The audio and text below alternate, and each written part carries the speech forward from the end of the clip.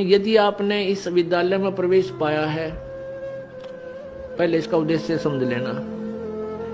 इस विद्यालय का उद्देश्य है आपका यहाँ जन्म मृत्यु से सदा के लिए झंझट छुटवा देना और सतलोक में वहां भेज देना जहां कभी दुख नहीं, कभी मृत्यु नहीं, कोई रोग नहीं, कोई कोड नहीं, कोई आपदा नहीं आती, किसी चीज का अभाव नहीं, जहां हम पहले रहते थे। अब जब तक आप मालिक के चरणों में रहोगे तो यहाँ का सुख तो आपको मिलेगा मिलेगा। आपके भाग्य में ना होगा तो भी दाता आपको देगा। ये दयालु है, ये समर्थ है, इसके पास फुल पावर है। और फिर आपकी मृत्यु तो होगी, क्योंकि यहां तो कोई रह ही नहीं सकता। इस मिट्टी के खिलौनों में कितने दिन रह सकता है?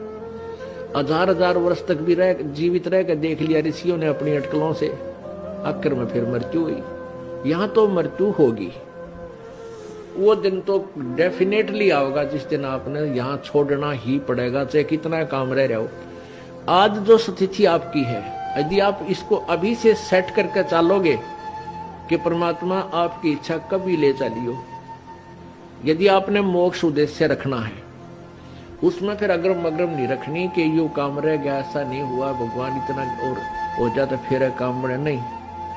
चाहे कभी कहे परमात्मा, चालन की तैयारी करनी पड़ेगी आपने। तो आपने यहां से तो जाना ही पड़ेगा। यदि आप श्रद्धा नहीं हटाओगे, यहां से आस्था नहीं हटाओगे, तो भी मृत्यु होगी, तो यहीं आ जाओगे। इस ज्ञान को आधार बना के और परमात्मा को साक्षी रख के जब भी चालन की तैयारी आवे, किसी समय आ जा, सहर्ष चल पड़े कि कभी ना कभी तो पीछा यहां से छुटवाना ही पड़ेगा। मान लीजिए आप परमात्मा के मार्ग पर लगे हुए हो और आपके साथ कोई ऐसी घटना, वैसे तो मालिक घटना नहीं देता जल्दी सी, वो भी आपकी कोई त्रुटि होगी या परमात्मा की कोई और रजा होगी, उसमें वो आपके हित में ही होगी। जैसे जिसको हम अकाल मौत कहते हैं, तो यहाँ पहले तो अकाल मौत आपकी होगी नहीं, और होगी तो घनी आपके ऊपर मेहर होगी, कोई विशेष कृपा होगी, या आपका नाम टूट चुका हो। प्रथम तो अकाल मृत्यु होगी नहीं इस मालिक के चरणों माने के बाद। इसके हाथ में है मासा घटे ना चल बढ़े, विधना लिखे जो लेख, और साचा सतगुरु मेट कर ऊपर मार दे मेघ। ये वो परमात्मा है जिस लिखे हुए लेख को, प्रारब्ध को कोई भी चेंज नहीं कर सकता। ये परमेश्वर कबीर देव उसको चेंज कर सकता, उस भाग्य को बदल सकता है।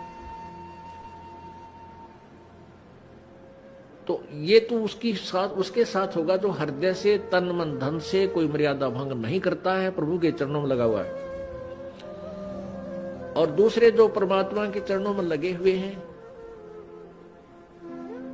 और परमात्मा की कुछ और रजा है कि कई कारण हो जाते हैं पुण्यात्माओं, तो उसको ऐसे अकाल मौत, वो स्वयं ही अकाल मौत मृत्यु करेगा उसकी, और तुरंत ही उसको दूसरा जीवन देकर पार करेगा। वो उसने अपनी आत्मा को देखना है।